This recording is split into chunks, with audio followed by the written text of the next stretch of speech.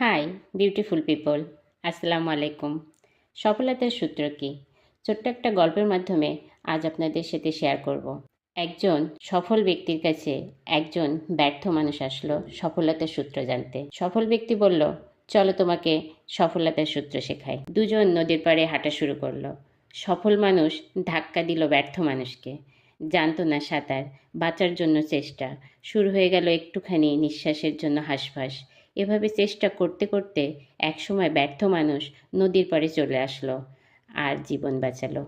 সফল মানুষ বলল, তুমি নদীতে যখন পড়ে গেছিলে, যেভাবে বাঁচার চেষ্টা করছিলে, ওটাই হচ্ছে সফলতার সূত্র। ওটাই তোমাকে আজকে সফলভাবে নদীর পাড়ে নিয়ে এসেছে। এভাবেই যদি জীবন যুদ্ধে একটা জিনিসকে লক্ষ্য করে তুমি চেষ্টা করতে থাকো, তাহলে সফল তুমি হবেই। আর আমার আপনার সাথে এই গল্পটা একেবারেই যায়। আমি আপনি যদি এভাবে চেষ্টা করি সফল হওয়ার জন্য, আশা করি সফলতা খুব সহজেই আমাদের দৌড়ে